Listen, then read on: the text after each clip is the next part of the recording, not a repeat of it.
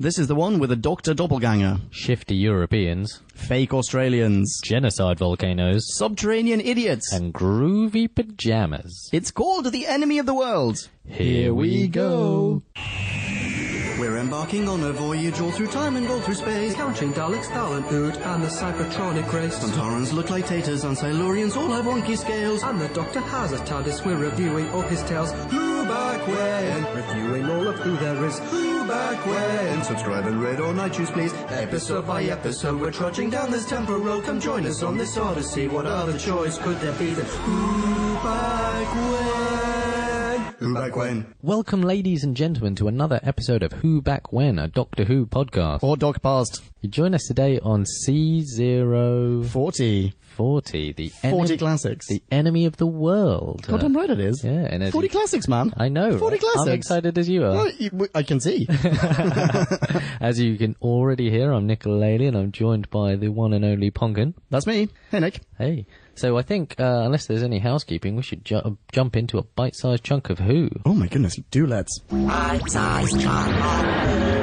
Doc, Jamie and Victoria materialise by the sea and are immediately chased by a hovercraft full of, one presumes, drunken Aussies. Turns out Doc has been mistaken for Salamander, the inexplicably malevolent would-be dictator of the world with the uncanny ability to predict seismic activities. Doc must now decide whether to side with the rebels, impersonate the dictator, defend the Salamander, or get the shit out of there. Hilarity ensues. You are welcome. B-scow over. Oh, wrong way round. Wrong way round. Okay, actually, let's say something before we start off. This is a 6-episode arc, and it is in no way lost. This is a completely intact serial. So, ladies and gentlemen of Podcast Land, you can, if you haven't bought this on DVD or downloaded it off iTunes, you can actually find the whole serial on Daily Motion. In fantastic quality. In amazing quality, yeah. And, one more thing, this isn't really trivia in any, well, I guess maybe qualifies as trivia. We have had one serial before in which the Doctor, as in the actor playing the Doctor, also plays someone else in the same serial. It's not the last time either, but the first time was a Hartnell serial. Which one? I'm struggling to remember. I'm glad you asked. Let me tell you. It was the Massacre of St. Bartholomew's Eve, in which William Hartnell played not only the first Doctor, but also the Abbot of Amboise. Ah. And Troughton does a far better job of it here. But also, like, his alter ego, or the other character that he plays, is a much more fleshed out character. So, should we start off with the open? Oh my god, let's do it. Let's do it. Let's just open up, man. Yeah, what are we calling this? A hot open? Hot. We're coming in hot. Well, we are coming in hot. Do you know what the opening made me think of? Go on. The cold open, or hot open, whatever you want to call it, the cold open of the James Bond film On Her Majesty's Secret Service, where, what's his face? Who played Bond? What was his name? Laserbeam! George Laserbeam. Where George Laserbeam... You just hit reds. You hit reds with George Laserbeam. Yeah, that's because I'm so excited by George Laserbeam. George Laserbeam is on the beach and immediately fights these grunts. Yeah. Yeah? And that won't be the only Bond reference in this 6-parter, I imagine. It certainly will not. Not according to my notes. Okay, so we're on the beach. Doc, Vic and Jamie are having a great time. The Doc gets naked. Well, he gets into his long johns. Turns out he wears them under his trousers. See, I was watching from afar from my laptop, and it looked like he got naked. So in my head, the Doc got naked. Yeah, okay. Yeah. Good for you. I went for a skinny dip, which is nice. In his long johns. Yeah.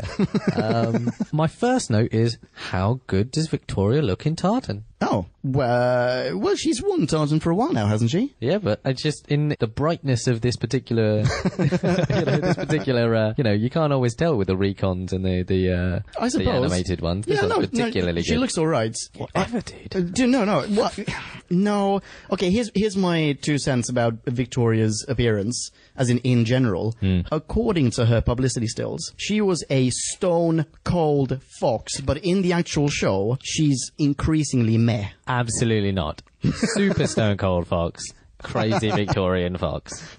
All right, agree to disagree. Just wrong. Well, we're about to come up to something else. Also, Jamie's looking pretty fine too. Oh, Jamie's in top form. Yeah, he looks the best he's been working ever out. Hey, okay, question about Jamie, and I'm sorry, we should not be digressing, because we actually said before pressing record that we should keep this very tight, but I've got a question. You brought up the tartan that she's wearing. Do you think Jamie's in any way offended? No, I think that's him planting his flag. Oh, he's been there. Yeah. I think that's Jay's it. been there. I think that's it. He leaves tartan wherever he goes. I think that's the only conclusion we could all logically That's a draw. solid theory. Yeah. Okay. Okay, so they're running for their lives for no apparent reason from we're introduced to 3 men on the most 70s hovercraft I've ever seen. Yeah, and is that not one of the most amazing hovercrafts? I mean, all hovercrafts look 70s, which is fantastic. We're still in the late 60s, by the way. Oh, so, yes, But period, no, same difference. But I feel like hovercrafts were kind of a big deal in BBC TV around this era. They absolutely no, but they were just in Britain in general. Like really? we thought that this was the technology that Of the came here to future. save.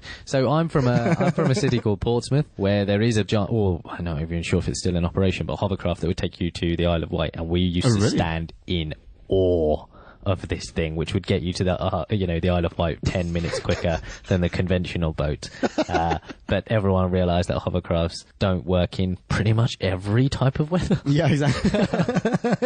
Well, it's too sunny, can't use the hovercraft. Wasn't there a hovercraft in the original version of The Prisoner? Yeah, that sounds I feel about like there right. was one. That sounds about right. And yeah. that's sort of the same era. Maybe Prisoner was early 70s, late 60s, early 70s. It's all got a very similar vibe to it. Exactly, Yeah. right? But yeah, so we're supposed to, I think, watching it in the 60s, take from the hovercraft that we're in the future. We are. Hovercrafts are just, you just hang out with your buddies on your hovercraft. Except for Portsmouth, only the future of any country. Well, we'll see. But it's not that they're running for no reason whatsoever. There are 3 chaps in the hovercraft. They see the Doctor. Yes. And pretty much immediately start chasing after them and firing at them. Well, see, this is one of my first big notes that I think we should talk about for a second, is the amount of intrigue generated in this first scene was overwhelming for me. I'm just like, they were obviously looking at Troughton, looking at the dock and saying, there he is. It couldn't be. It's Could him. it? Yes. Yeah. We're going to take him. We're going to, murder him. He's like, who the is the... Okay, in my head, immediately went to,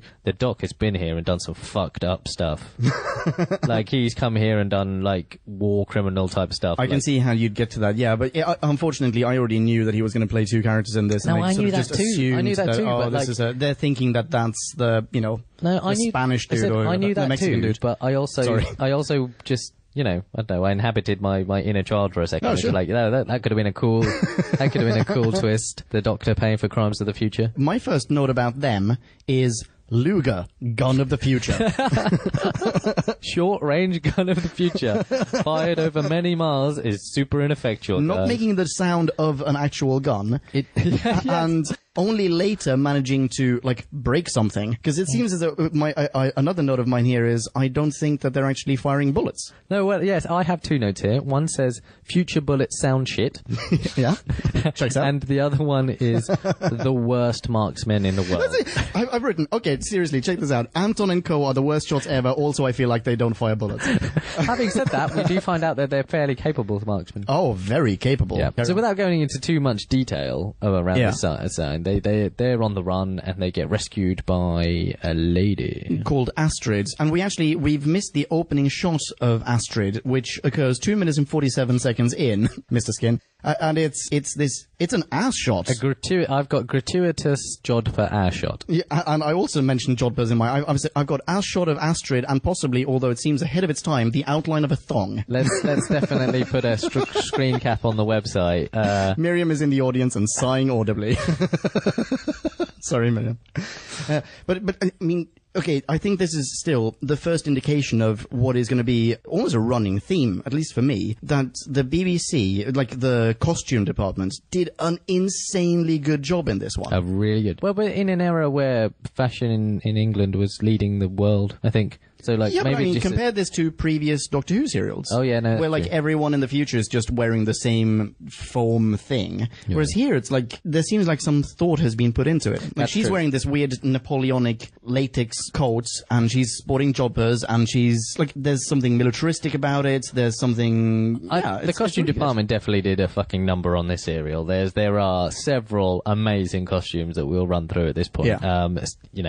From the ridiculous to the marvelous. Yeah. So, okay, we're Okay, saved yeah, fine, by sorry. Astrid turns up in a Helicopter. microlight type deal, and rescues them all. And yeah, one of my notes is, will that microlight carry everyone? Doesn't seem like that big of a fucking helicopter. Can I pull up a soundbite? I'm sorry, I've got my notes in slightly the wrong order, but before they go into the helicopter, there's a quote from the Doctor which really feels like it's very New Who-y, in which he says, They're human beings, if that's what you mean, indulging their favourite pastime of trying to destroy each other. super New Who-y, right? Yeah, It very feels new. like something that Capaldi would say, that Tennant would say, certainly. Yes, but then I think that the problem, you know, I imagine we'll come up with some other doctors saying similar things because it's very true. Okay, it is very true. If you And were an he's not alien human. coming down, visiting, it's like, you guys kill each other a lot, eh, guys? Yeah. Jamie, by the way, proves that he's really good at it as well. He, like, massively Jason Statham's one of the Antons. That's true. So we're in the microlight, and we get a little clue as to what time period this is supposed to be in the future. What is it? Oh, yeah, we see this little sign of the helicopter. Yeah, like it needs a service in 2018 or something. Yeah, exactly. So like that, I was like, ooh, that's a fun clue. Then I thought, well, That's in how 2 long- years. Yeah, no, but it depends. Yeah, 2 years from now. So yeah, one of my notes is, wow, shit, circa 2016. But more than that, I thought, that's really shoddy as a clue, actually, because how often do these microlights need to be serviced? Is this 2010? Is this 1998? How long? Oh, that's a good...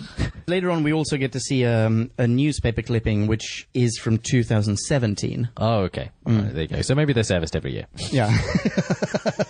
Just in case- they're pretty good at it. Just in case any of our Who-back-Wenians have their own microlight every year, guys. By the way, a piece of trivia in the... I read this online. In the novelization of this story, apparently this is set in the year 2030. They just transposed it an additional 12 to 13 years. Not sure why. Fair. Okay, well, let's move on. What happens next? Okay, so we're back at they're at their bungalow, or Astrid's bungalow, and she's giving them a little debrief, but like the most mysterious debrief of all time. Yeah. As to why those people want to kill her, or kill them, in fact. It's like, you look like someone. Who are you? I'm the doctor. The doctor of what? Doctor of law, doctor of blah, doctor. Yeah. And I thought that was quite nice, actually. Yeah, I liked it as well. And I really liked the phrase determined to be mysterious. Yes. That's a really good coinage for what this serial is trying to be, and what And Doctor. the Doctor, Yeah. absolutely determined to be mysterious, and it was a great coinage. Yeah. Good coinage, man. Great coinage. We're also introduced to Giles Kent, whom I've got down as English Bruce Willis in my notes, because he looks exactly like... That's true. No, that's true. I'm sorry, that took me a second. You can. Oh, also I've just got randomly Cardinal Richelieu or Van Dyke. That's all I've got. That's the only note. I'm pretty sure I know exactly what those are the Antons. There's one of the Antons who has the Cardinal Richelieu, like, just facial hair. The Van Dyke, yeah, the Van Dyke beard. And he buys it in spectacular fashion, which is great. Yes, he does. Okay, so English Bruce Willis, anyway, he treats the Doctor and VJ to a video of Salamander. And Salamander is, as we mentioned in the B-Scout, he's this politician, I guess, / scientist, who is an aspiring dictator. He actually invented some machine called the Sun Store, which I'm not entirely sure. I don't think they really explain what it does. I mean, it says it harnesses solar energy to, like, increase the yield of crops. Well, I think the idea, or I can't remember its exact phrase, yes, to harness the sun to redistribute it. So, like, the fields of Canada are now plentiful, and here are these alien fields over here, they get sun now. It's like, sun's not really been our problem. It's more water, dude. Yeah. Water would have been fucking great. We could have sorted out water, would probably be alright. But so he's built this Sun Store, and he's also launched 10,000 robot harvesters somewhere. But clearly, there are... there seem to be benefits to be had here. People are no longer starving as a result of his work. And that's where, there's a bit of a dichotomy as to whether we think he's bad or not, or whether Exactly. he thinks he's bad or not. Yeah. But I'm going to put a little pin in, well, not a pin in, but I'm going to just pop out the Salamander as a fucking name. Okay, I've got him down as Scaramanga, by the way. That's what I've got. Oh, no way. I've got Salamander, Salamanca, but no, I meant Scaramanga, yeah. auto-corrected. But that's just another Bond thing, right? Yeah, exactly. Another Bond guy that can control fucking volcanoes and is mysterious, and the UN loves him. Oh, the UN loves him. Actually, I've got another note here saying it's really weird to see a new UN building. Oh, yeah. In the little BT that they show. Have the Aussies bought it yet? There's been, like, a firefight, Yes. right? Because they've chased them to the place. Oh, by the way, we didn't say, like, the helicopter got hit. Well, and it's yes. leaking oil or whatever. This is what I meant to so say. we know that someone is actually gonna, like, the helicopter is about to blow up. But they disembark, obviously. They go and they get the little spiel with English Bruce Willis. Two quick things about that. Go for it. A, not as bad marksmen as we thought. They obviously hit a fucking fuel tank and wounded Astrid in the arm. Oh, yeah. But she is cold as fucking ice. She's she's flying don't the worry about microwave it. home. She's like, the microlight, not the microwave. And they're like, this could blow up at any minute, but I'm concentrating. Yeah, And also, don't talk to me right now. That's fucking, Yeah, that is she so is badass. She Yeah. is a massive badass. Absolutely. But yeah, okay, so anyway, so they now chase them to the bungalow. There's been a firefight. One of the dudes buys it. And then English Bruce Willis goes, the chief of security might actually come here as well, right? Yes. Maybe that's later on. There's like, Is that actually, later no, on? because what happens is that all of them buy it at the bungalow because those other guys get in the microlife and it blows up. Oh, it blows up. Yeah, you're right. And then they go to see Kent. English Bruce Willis. Is English that? Oh, yeah, Bruce that's his Willis. name, Kent. Although Giles Kent. Yeah, Giles Kent. And that's when they get the debrief about the salamander. And we also get the plan. And the plan, or their plan is, Doc, you need to impersonate Salamander because you look remarkably like... the Salamander is also played by Patrick Troughton, right? Yes. So he needs to play Salamander in order to, at first they say, in order to gather evidence of corruption. But then very quickly that turns into, and also assassinate him. Yeah, it's like skip a few fucking steps. Also, they were like he wants to control the earth for his own ends. Which are, because currently they seem like feed the world. That's my point. He's doing nothing but good so far. I mean, unless you would but he also uses children as batteries or something like exactly. okay, we've got to get that fucking dude. Yeah. And then the other my first question here, and it's a question that will keep coming up here, but let's address it right now. Go for it. In the VT, what do we think about the Patrick Troughton's accent as the salamander? Oh, he made me think of the evil lieutenant in the classic Zorro series. Yeah. What was his name? No, Zorro is Don Diego de la Vega or whatever. It was remarkably racist in a way. It was just, I mean, Just like insert Hispanic accent here. As the serial went on, I noticed it less and less. So that's a mark of a better accent than I guess I gave it credit for. Definitely. But immediately, I just burst. I had to pause it. Yeah. I was laughing so hard. This is I not was like, happening. what Is are this you happening? Oh, it's happening. All right. All right, carry on. You sound like a British person in the 70s that has Trying to be gone to Mexican. Malaga and is just absolutely just like, I can Dos speak Spanish. cervezas, por favor. It was awful. Anyway, so he's now the head of security council's coming. The Doc has no choice but to throw on an outfit and impersonate. Yeah, Salamander. because, and English Bruce Willis says this, if they catch you, you'll be under arrest for impersonation. But like for what? But for looking like the guy? It's not like he has not yet. If he goes along with their plan, then he'll be impersonating If him. he But starts- just by looking the same. Yeah. Oh, I'm sorry. It's not my. I was born this way. I mean, if he starts gigging, if he starts doing then- after then dinner he's in circuits trouble, or club man. nights, Yeah, then he's in fair trouble. enough. The Doctor loses his shit a little bit. I really like that. by the might way. be at the start of episode 2 that he's Oh, losing maybe. his shit. Yeah. But where he's coming here, and that's the end of episode 1. Donald Bruce, I've got him down as the Donald, just buys the Doc story pretty much right off the bat. Because like, he turns up, Doc is hiding away, yada yada yada. He like wants to kind of arrest everyone because English Bruce Willis is clearly an enemy of Scaramanga. Yeah. And then the Doctor just pops out, does his routine of like, doing the Mexican accent, and bing bam boom, the Donald just buys it.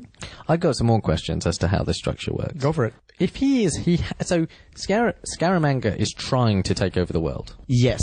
And, I guess. And Is he? hitherto hasn't. No. So why does he get his own world security chief and the power to arrest people? Oh wow, I hadn't thought about that. Okay, so Massive plot hole number 1. yeah, that's a huge plot hole. He's not the leader of the world yet, right? No, I mean, who is he? Is he just a scientist who works for the UN, or is he a world leader? Well, because when he's addressing the UN, he definitely says Mr. President. And I remember thinking, what president? Oh, the president of the UN. I think we actually get a line of the president of the world at one point. Oh, okay. Yeah, anyway, so I'm no, just you're like, right. what the why, fuck is why he? is he just bossing around the chief of world security? Well, because I've got another note here. It starts in episode 2, but it is a bit of a theme, and it's nobody gives Scaramanga no respect.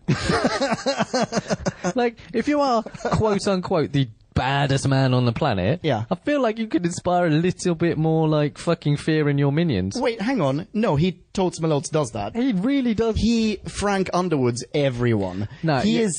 is House of Carding absolutely all of the other politicians, and I reckon that's how he has a handle on people. Because later on we've got what's his face, the balding chap. Yeah. Right? Federer, I think. Roger Federer. We've got balding Roger Federer.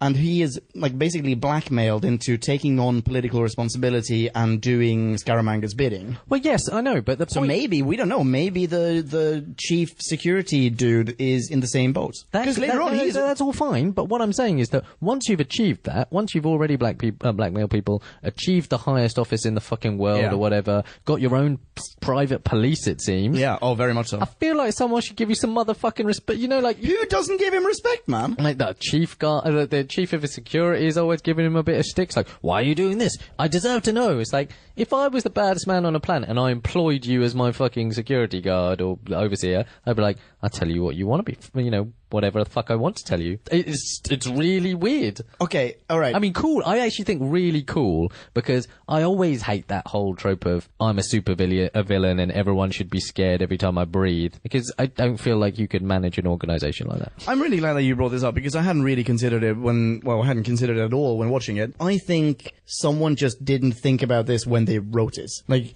they've already set him up to be a wannabe dictator, but they've written him as a dictator. Yeah. But then in some of and you're right, I mean, he shouldn't have to blackmail balding Federer, right? Federer should just do his bidding, but he still does blackmail him. So in a way, like, he's written as both, and that's a mistake. And I cannot believe the whole security thing. I hadn't thought about that at all. That's insane. Why does he just direct people?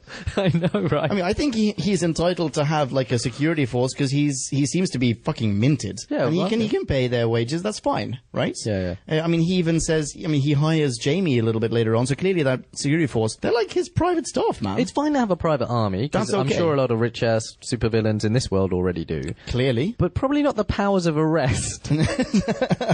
You wouldn't employ someone who is a world security officer. No. Yeah. Or I mean, chief. yeah, whatever. Like, he's not unless he's in your pocket, which he's not. I don't know. I think it's just... I think you're right. I think it's poor writing. I think when creating his character, they just couldn't agree, is he already the leader of the world, or does he want to be the leader of the world? Yeah, because when you're already the leader of the world, where's there to go? Yeah, exactly. And if you aren't, then why do you wield so much fucking influence? Yeah. Anyway. But maybe it's that everyone respects him because of the invention. I think that's it. I think that's what we're supposed to read into. But yes, then it doesn't really make sense as to why he has the powers of arrest. Yeah. I don't know why he has those. Makes no sense. Had not thought about it. Thank you for bringing it up. That's gonna shave like a decimal point off my score. So anyway, the Donald gets the SRD. We basically see the execution of the plan of, like, the rebels, the guys who are in opposition of Scaramanga's would-be / current dictatorship. Okay, and so the plan is to go to Europe, mid-Europe? They're going to do let's split up and meet back here in 10 minutes, They're going to Hungary. They're going to Hungary. Well, not all of them. Or Transylvania, or Wallachia, or somewhere. Yeah, well, it's Jamie, Victoria, and Astrid. They're going to Hungary. How? By motherfucking rocket. Which apparently just takes 2 hours. Is the coolest thing so far as a mode of transport. Yes, it is. Sadly, we don't get to see this rocket. And I thought, pretty slow rocket. 2 hours? I mean, rockets are really fucking fast, aren't they? Yeah, I suppose, but... I don't know, are rockets that fast? I reckon it is way faster than that, but in order to accommodate passenger comfort, it slows down upon re-entry. So you can watch all of WALL-E. Yeah, exactly. Well, it's 2 hours because... Oh, wait, hang on. You have to stand in line, you have to, like, take off your belts, like, run your laptop through an X-ray... so you're saying in this world, it is the post 9/11 world. Yes. Is what the Doctor Who writers are envisaging. It's set in 2018, is it not? It is. I think so. 2017. 2017. Yeah. Also, post 9/11. Okay. So I have a note here. Black assistant. Yeah. Not assistant. Turns out to be food. Black tester. Leia. Yeah. And she looks exactly like Leia. I've got her down as Black Leia. Is sort of accurate, but not as we understand it. So she's another lady that has been blackmailed. Yeah. Also, what's quite nice is that pretty much all, except for Salamander, treat her as an equal. Yeah, and not just that. This is definitely, by far, up until this point anyway, the biggest speaking part given to a non-pasty white Englishman. And one of the most progressive roles so far with agency and, like... and also, like, let's ignore race for a second. I mean, for her gender as well. Like, yeah, exactly. Yeah. I mean, we haven't had many strong female characters to this point, as in Doctor Who, but all of a sudden we're in a serial, we've got 2 of them, which is fantastic. Progress. Yes. And not only that, one of them is not a white English person. Also awesome. Also awesome. Okay, so the plan at this point is VJ to infiltrate and get close to Scaramanga. Yes, exactly. Wait, hang on. We didn't say, what is Black Leia? She's Scaramanga's Food tester. He has a food taster. I mean, actually, I like that as a writing thing. So instead of being like a slave or an assistant or an indentured... Yeah, I agree. It's like, that's a pretty fucked up thing to be. Yeah, and it's, I mean, it insinuates And to not that, want to be. Yeah, exactly. And it does insinuate that, you know, there are people who want to poison him. I mean, he is not the most popular man alive. That is a good way to A, introduce a character, and B, to flesh out the idea that he's a paranoid person living in a house of cards. Yes, and that there is actual opposition. Yes. Right? Also true. And that's some great foreshadowing that I did not pick up on. Yeah. We do see a little bit of the Donalds talking to this fucking weasel. This guy he's like the head of a research center. Yeah. And to this research center, the only reason I'm bringing it up is because the Doctor and who else was it? Oh, English Bruce Willis. Yeah. They are going to this research center. Anyway, so we see Donald and this guy. This guy, by the way, did anything strike you about this guy? For me, it was that his eyes are so incredibly close together. I did not spot that. I feel really bad for saying this, but I mean, I've got him down as Cyclops in my notes. They are so close. Anyway, so, wait, hang on. Can we talk about Salamander's volcano simile? Because it's fucking amazing. Absolutely. I know. Yeah, that was my note. My note is volcanoes and supervillains go hand in hand. well, his simile is, he's talking about... I may be paraphrasing this, but he says, a volcano is like a man sleeping in the sun. Silent. Then boom! He wakes full of energy. Yeah, that's exactly... he's completely still. It's like, that dude's dead, man. Like, how long has he been out in the sun?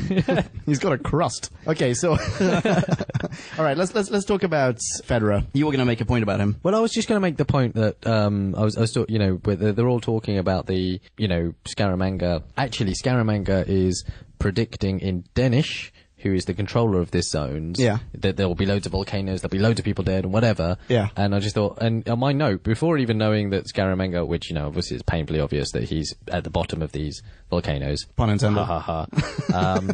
It's like supervillains and volcanoes go hand in hand. Yeah. Another Bond trope. Yeah, absolutely.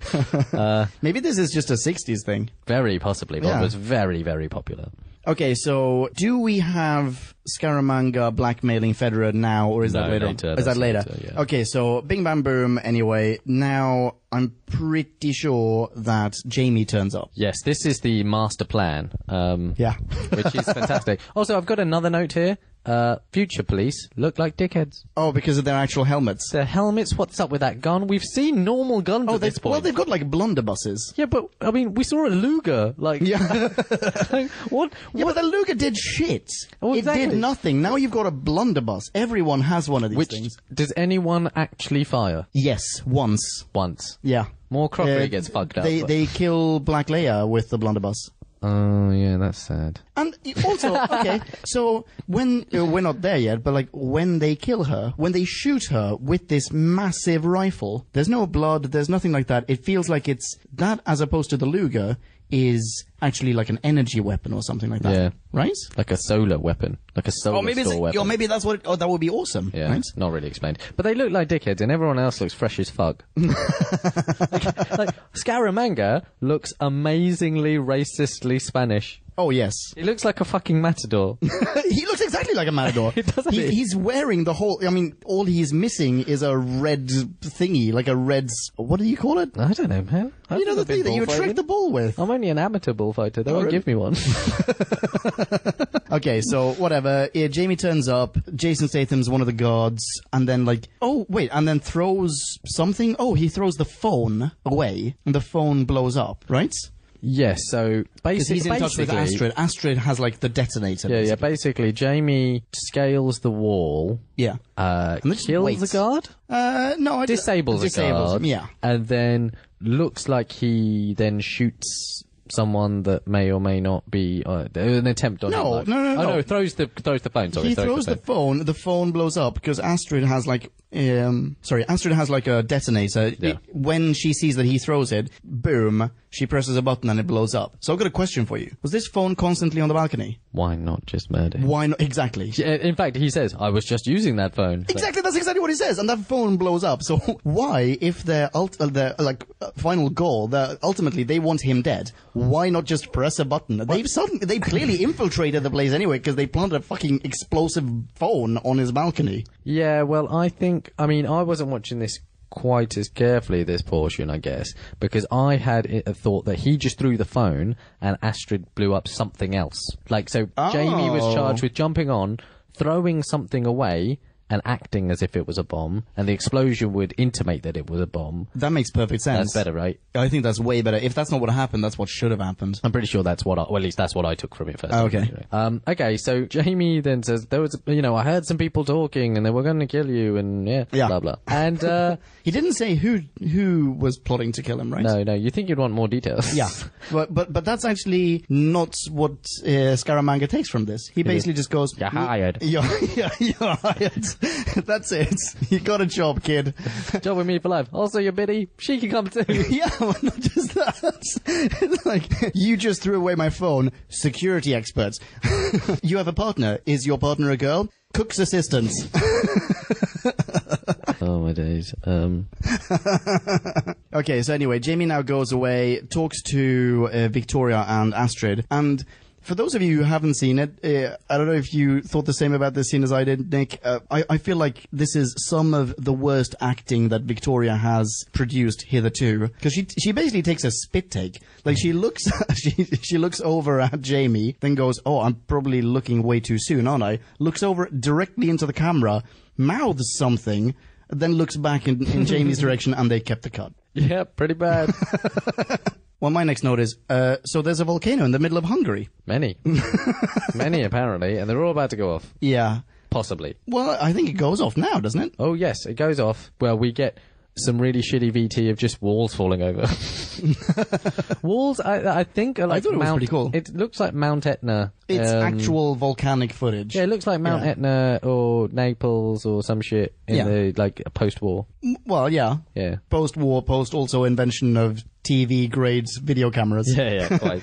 But not just that. There's there's a shot of a street where smoke is pummeling out of holes in the ground and from windows and stuff. I think it looks pretty good. Mm. So, at this juncture, because Salamander had predicted it and Dennis did nothing about it, he's arrested. He's arrested. Yeah. ASAP. And which again, how have you got the power? Who else is around? Surely the structure that put you or given you all jobs might be the UN might have something to say. Do you think that he's actually not bossing the security chief around, but that he's just planting fake evidence in order to manipulate him to arrest people? So, for example, he has, I think around about this time, he does actually do the blackmailing of Roger Federer. Yeah, and on top of that, he's also, spoiler alert, set off a fucking volcano in the middle of Hungary. That is true, because, I mean, the head of Security Council just looks like he wants to do a fucking good job at being a security council guy, or whatever his title is. Because he's always like, why won't you tell me the things that will help me keep you safe? It's kind of my job. Why won't you do this? Who's this fucking guy? Why are you hanging out with this guy? I think that's exactly I don't think he's bossing him around at all. I think he's just so incredibly good at manipulating people. He's got them doing his bidding without giving them any orders. Sure. Did we talk about the whole Frank Underwooding of Roger Federer? We didn't, not in detail. I don't know if it's true or if he's just invented something, but he basically has a file on this Federin, is his actual name. Yeah. And says, if you don't do exactly as I say, I will release this to the public. Kind of an important plot point, because later on that file is going to reappear on a number of occasions. Yes. I don't know what he could be embezzling. He's like, I think my family, my friends. Like, yeah. How bad could it be, dude? I mean, compared to being complicit in genocide. Oh, tons of shit.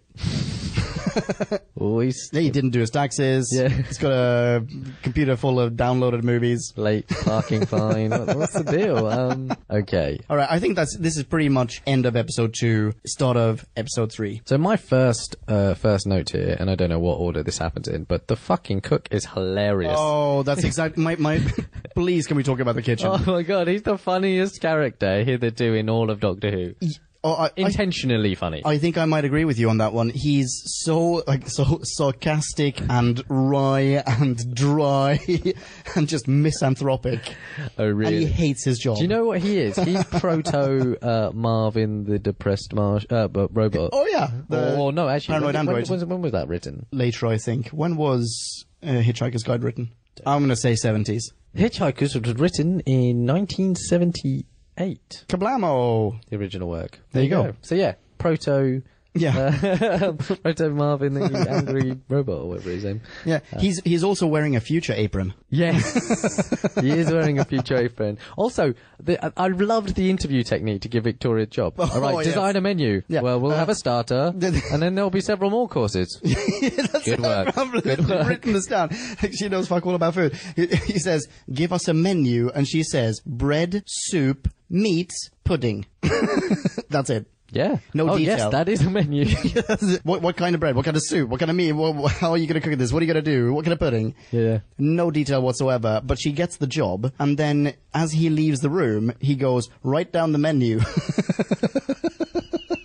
Fucking funny though. I really enjoyed it. Yeah, it's pretty good. Shall we now cut to English Bruce Willis having his kitchen demolished by the Cyclops and his henchmen? Absolutely. So yeah. Salamander's right hand man, Snively Magoo. Is the Cyclops? He's yeah, super fucking snivelly, isn't he?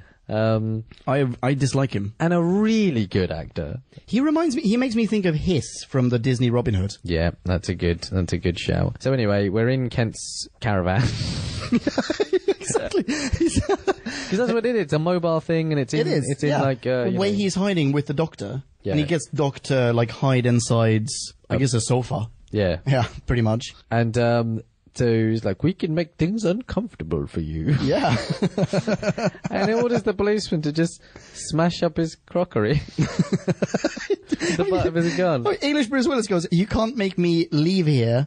And like Snively Magoo doesn't even tell the henchman, "Do this." He just goes, "Hey, you, do it." And he just breaks everything, including like breaking a plate that has already fallen to the floor, like extra stamping on it or whatever. Which obviously means that they've pre-planned this before they got into the caravan. Yeah. Like, I'm going to nod at you, and you're going to fuck up his mugs. Yeah, screw up every piece of porcelain in that home. Get a good china. After which, Cyclops goes, "There's not much point in you staying here now, is there?" Oh yeah, because like, what am I going to eat off? You're going to have to eat off your hands. You have no more plates. Do you know how to eat soup like that? You'd look ridiculous. Just the most ineffectual intimidation ever. So good. Cut to Roger Federer and, I mean, this is several cuts later, but Roger Federer and Scaramanga are now talking about poison. That's my next one. Do you have anything before that? No, not necessarily. I think that's the next big plot point, that so Federer has now begun, sort of de facto sided with like, Scaramanga. Okay, now you need to poison him. It's like, can't we make one of the henchmen do it? Like, yeah. Why do you want your now head of this very important region to also be complicit in murder? Keep him squeaky clean and make one of the fucking help do it. Yeah, makes absolutely no sense whatsoever. But it's not just that, it doesn't pan out, and doesn't pay off. He gives Federer this salt. Well, he gives him these like poisonous crystals. They look sort of like salt, I suppose. Federer stops Victoria as she's bringing food to Danish. Danish, I like that. Goes, "You forgot the salt," replaces the salt with the poison, but does he eat any salt? No. No, he doesn't replace the salt with the poison. He just takes the salt for an excuse to get rid of. I was watching it quite carefully here. So he took the salt, so that Victoria gets would Victoria to run off. And then I had thought that he'd poisoned him. What, poisoned the food? Poisoned the food. I thought he poisoned the salt. No, I thought he'd poisoned the food. And then we later get quite a protracted scene of Danish eating his steak. He does, yes. But... And at that point, I thought, oh, well, poor fucking dude, he's done now. Yeah, but then he gets fucking shot. Danish gets shot. Eventually. He doesn't get poisoned. Here's the thing. He gets... The cutscene, the next point, note I have, is that, Federer, as a human, couldn't accomplish the task of murdering this innocent guy. So he goes back and says to Scaramanga, "I couldn't do it." And Scaramanga's like, you know what? You win some, you lose some. Yeah. Don't worry. You miss 100% of the shots you don't take. Yeah. So Nick, does Scaramanga give him a second chance? Well, he says so, but then he gives him a drink, and I've got down He as my puts note. that poison in. Don't drink stuff from a man who poisons people. Yeah. And is scared of being poisoned. Basically, if poison makes a big appearance in your life, probably just don't go around for dinner. Yeah, exactly. Make it an excuse. But also, like, he just promoted him. He just made him, like, head of a zone or whatever it was, right? Yeah. He's, like, now head of the European zone or the Central European zone. And fine, he hasn't committed murder for you, but it's only been 5 minutes. Maybe don't poison him. Maybe let him do the job that you've just promoted him to do. No, he murders him, right? And then, so the guard comes in and says, stuff is happening. Yeah. What happened to Roger Federer? It's like, oh, obviously a suicide. Yeah, it's like, oh, yep, nothing more to investigate here. This has happened before, clearly. So many questions. So we have this ill-thought-out plan to break out Danish, because Astrid, we didn't mention this, Astrid has also infiltrated the compound now, and she's now about to break out Danish. Yeah. With her compatriots Jamie and Victoria. But there's this incredibly abrupt cut. Like, they start running. Incredibly abrupt. They start running. Boom. Danish is shot in the back. Cut to Victoria and Jamie are arrested, but we don't know what happened to Astrid. Which is quite clearly some fuck up. Like, there was supposed to be more something scene there. Yeah, something in production definitely happened, right? Awful. So Danish is dead, and they've been captured. And that's pretty much it, I think. We end on Scaramanga and the Donald going to the research centre. That's my last note. Yeah, I think that's it. All right, end of part 3. Part 4. So episode 4. Bing bong. So we're Salamander. I mean, we've not really touched on what the fuck the Doc has been doing at this point, which has really just been wrangling with Kent. Yeah, pretty much. Wrangle. Oh, you want to kill him? I don't want to kill him. You want to kill, but I don't want to. Oh, my emotion. But now and even after all of the crockery was destroyed, the Doctor still goes like, well, he's clearly a bad guy, but is he evil? Yeah. And, here's a quick chat. Here's a quick question. Do you reckon Patrick Troughton got 2 checks? He definitely got paid more, right? He put a fuckload of effort into this. Yeah, he serial. did. He must have got paid more. He had separate credits for some of the episodes. Yeah, I reckon that's cash. So in one case he was the Doctor / Scaramanga. In one he was the Doctor and Scaramanga. In one he was the Doctor, separate credit, Scaramanga, which I reckon that's double billing, that's double pay. Yeah, I think so. Maybe that is the reason why the credits are different. Maybe he negotiated something mid-serial, like, dudes, I'm doing fucking 2 jobs here, man. Like, you gotta pay me more. I hope so. I hope his agent fucking sorted that out. Yeah. Well, he did a very good job. All right, so... By the way, his son is in this as well. Oh. Yeah. Is that overacting Colin? No. Oh. No, you wish, right? Yeah. No, it's David Troughton or Daniel Troughton. He plays one of the gods. Oh, okay, cool. Yeah. Nice. Anyway, so... nepotism. We're in part 4, and this is where Black Leia joins Team Astrid. Because, Black Leia hates the guy. Yeah. And she's like, hey, listen up, Astrid and friends, like Scaramanga, Frank underwooded everyone, and here's the file on Roger Federer. Including me. Which I was kind of like, what the fuck is everyone doing in 2017? Are you all like embezzling from the Red Cross? What could be worse? Do we find out what she did? No. What has he got on her? Again, it's she said something that was very, very similar to what Roger Federer got up to. Oh, really? Yeah, it's like embezzlement. some shit like that. Oh, I did some things. I was corrupted, or something like that. And it was kind of like, but you know that what you are is essentially a human shield. You know, a human. So you could die at any point. Through sort of this weird forced suicide type of deal by checking this guy's food. And that's better than what you did? Apparently so. What did you do? And then all of a sudden, Kablamatron, Cyclops, turns up with like a bunch of gods. Yeah. And there's literally a dude by the window, and like they're scaling walls, they're outside with blunderbusses, and it's insane. So Black Leia and the Doc, they go into like a garbage chute, I think, and escape. Yeah. And Astrid stays in the building, or in the room, like hiding behind a desk because no one can see that. Yeah, exactly. So here's another question for you. Now Cyclops is ordering guards around. Who is Cyclops? Who are these guards? These guards are the people who work. I think these are the guards who work for Scaramanga. And Bennick is his number 2. Who the fuck is Bennick? That's Cyclops. Oh, sorry. You've been calling him Cyclops for so long. That's his name. So anyway, so we have this massive action set piece. It's insane. It's you know what it is? It's like Captain America and what's his face, the dude with the metal arm, like escaping from the raid building. Well described. Well, have you seen the new Captain America? I have, yeah. Yeah, it's exactly like that scene, but lower budget. And then but more dynamic. More dynamic. We look out the window, and also, I made a note of this. Among all of these characters, we have only ever, across 6 episodes, we only ever get to see one extra. And it's in this shot, we see a lady with a pram walking past a bunch of guards, and I was 100% totes malotes sure that she would somehow factor into the plot. Like maybe Black Astrid would play the lady and the Doctor would sit in the pram or something. Like either way, like they would dress up or something. Like she would factor in. They'd put the Roger Federer file in the pram or whatever. But no, we just get one random extra across 6 episodes. I did not notice that person at all. Okay, fine. Okay, like let's yada yada yada. Black Leia is killed. Yeah. Faria gets killed. And Cyclops takes the Roger Federer file. Oh, actually, before we skip over Faria getting killed, she has quite a good death scene where she's like, "You can't intimidate me now." Well, is it really? Yeah, her death is great, but is the intimidation really good? It's like, I've shot you. I will shoot you if you don't tell me everything. Well, yes, exactly. But I like the way, I don't know. It seemed good to me. You seem to be dying painfully. I will end your suffering right now unless you tell me everything. Shazamatron. Now, Cyclops has the Roger Federer file. Yes. And then,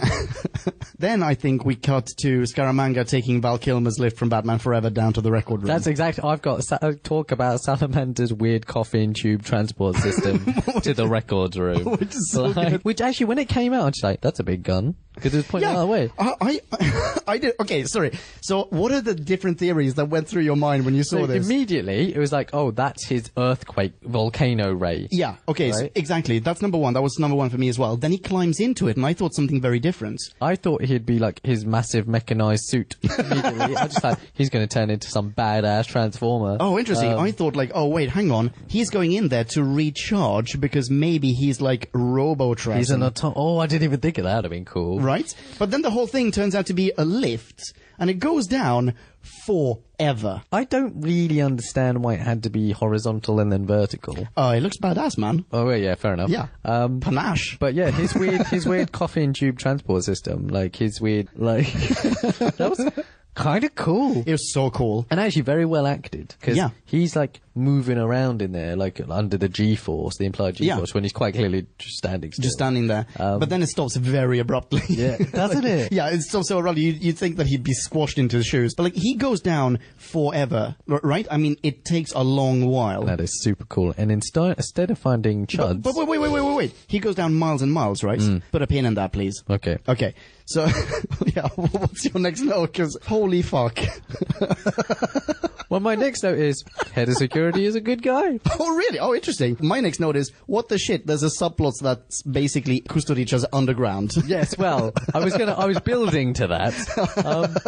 But that is one of the best twists of anything. Because I thought what this would be is a very linear, evil man has evil machine. Yeah. Points at an evil thing, demands $1 billion, and then, and holds the world ransom or becomes a dictator or whatever, and they stop him by stopping the machine. Very Bond, very whatever. But instead, in part 4 of 6, they introduce a completely separate story, which on its own could have been a serial. Which is the set of the grooviest subterranean... Everyone wears PJs. Oh, and they're so... I hope that whoever's listening from the BBC merch the shit out of those pajamas, because I ain't buying those. I want them as well. Triplicate. That was so amazing. So he is an entirely different savior to an entirely different set of people. Yeah. For entirely different reasons. For entirely different... How amazing is that? The fucking character was so cool that actually his motives were even more complex than just being the dictator of the world. Yeah. He's like this serial con man, but on the most epic of scales. Well, it is. Have you seen Underground? I have not. By Kusturica, the same director who did Black Cat, White Cat, and Arizona Dreams, and Life of the Gypsies. Time of the Gypsies, I think. All right, Bohemian Leon. No, he's a fantastic director. But there's a film called Underground, in which I want to say politician, but like mayor or something like that, has tricked a bunch of people that war is still going on the surface. Everyone's in a bunker, and they're in there for like 20, 30 years or something, and every now and then he pops around with, like, here's food I found. Turns out, Scaramanga's doing exactly the same thing in this one. So very possibly Kusturica ripped off this Troughton serial. See, what I had in my head was a very different, probably much more contemporary film with Brendan Fraser again. Oh, right. Which is... Wait, hang on. Let's see how contemporary... I know exactly the one you think... What's that film called? With, Lizzie Silverstone? Oh, maybe. Wait. Don't IMDb it yet. I want to see Christopher Walken plays his dad. Yes. And they dance in the bunker, right? And it's really, really fucking good. It is. But it's like one of the few Brendan Fraser films that I really enjoy. But another one where his father mistakenly thinks that there's a nuclear war, and they live in a bunker for 30-odd years. And Yeah, he goes exactly. But it's slightly different, obviously. Sure. Well, that's from the mid-90s, right? Yeah. Yeah, Kusturica's Underground, it's 94 or 95. Oh, okay. Yeah. Big rash of There you go. of bunker bunker movies. When did The Hole come out? Anyway, So, yeah, there's a whole other thing going on here, and apparently he's tricked all these people. There are like 20 people down there? I love that he's a double messiah. I love that. That is such a cool... I've never known any fucking story like this for you to be playing both sides. And in both sides, you're essentially Jesus. Yeah, exactly. Well done, buddy. That is so awesome. So he's tricked these 20 people somehow. I mean, I think we really need to talk about how he tricked them. Yeah. Because that is not discussed in this serial. But he has tricked them into believing that there's been a nuclear holocaust above ground. Yes. Everything's like crazy irradiated. Yeah. You wouldn't survive there for 5 seconds except him. for him. Yeah, for no reason whatsoever. And every now and then he brings food in, which apparently is not irradiated, and they have to stay there. That's not how radiation works. Really? Nope, that's exactly how it works. Yeah, there you go. Everything's fucked. For a second there, I thought like, oh shit, I'm an idiot. No. But no, and he's their savior in that he's the only one who will, like, he won't permit anyone else to subject themselves to the radiation. But in exchange for the food, he wants them to create volcanoes and earthquakes and all kinds of, like, natural disasters up top as a war against the people he normally claims are not there. Well, no, that's the thing. Hitherto, he said they're not there. But why does he want them to make all these disasters? I have literally no idea. I'm pretty sure he says, in order to combat the enemies of justice and truth. Does he say that? I think he says something exactly along those lines. So that's also like a not incredibly well-written part of the story. I mean, awesome. Oh, such a good idea. So awesome. Amazing idea. Just round off the edges, sand above. Exactly. He must have been, whoever was writing this was just pressed for time. Probably. If he just had a little bit more time. What we should do is, when we're done with this, let's check who directed this and who wrote this. Yeah. Pin for us for later. Bing bong, Future Punkin here. Guess what? We forgot to address this pin. The Enemy of the World was written by David Whittaker. Now, David Whittaker is a name that we have encountered before on Who Back When, and indeed in Classic Who. David Whittaker... okay, let's tease this a little bit. So, David Whittaker started as the very first script editor on Doctor Who, meaning he was the script editor for An Unearthly Child, the very, very first Doctor Who story ever, which is pretty serious shit. I'm pretty sure you'll agree with me. Next up, though, he's written a number of serials, and they start with, wait for it, The Edge of Destruction. Overly complicated, and I think anyone who listens to Who Back When knows how I feel about that one. Also, The Rescue, which is kind of pants, The Crusade, which is amazing, The Power of the Daleks, which I liked, The Evil of the Daleks, which I also liked, The Enemy of the World, which is this one, The Wheel in Space, legendary serial, haven't seen it yet though, and last but not least, The Ambassadors of Death. And I wonder if maybe the overly elaborate and complex ambitions that he had with Edge of Destruction, or that he failed to realize in Edge of Destruction, as in like that level of elaborate plots, maybe that's what they actually succeeded to do here. Obviously the stories are very different, but Enemy of the World, and this serial is like crazy complex, and maybe that's the thing. Maybe that's David Whittaker's shtick. Well done, David Whittaker. Can I call you Dave? Well done, Dave. Okay, back to the show. Bing bong. But yeah, anyway, so we are introduced to 3 characters in particular. One is Captain PJ, who's like the head of the whatever. He's the sort of second in command. Yeah. Behind Swan Scaramanga. is his name. Yeah. Captain Swan. PJ. And then there are 2 youngsters. Overacting Colin. Overacting Colin. Because I really wanted to come up with a snappier name for him. I really wanted to come up with a if snappier only name. there was furniture on the ground, I'd be chewing it. But he was specifically overacting Colin. And what is fucking did? I want to go above ground. I need to feel things. I want to see the sky and have the sunshine upon my face. Yes. I do not care for radiation. But also, like, he starts off by talking to, like, his girlfriend or whatever, whose name escapes me right now. Kelly? Yeah, something. Kelly. Let's call it Kelly. Yeah, incidental Kelly. Incidental Kelly, who has really no part in this whatsoever. No. But he's talking to her about how it's absolutely impossible to go above ground because you would die within minutes. Scaramanga turns up, goes, "Good news, everybody." And he goes, "Are we going back upstairs?"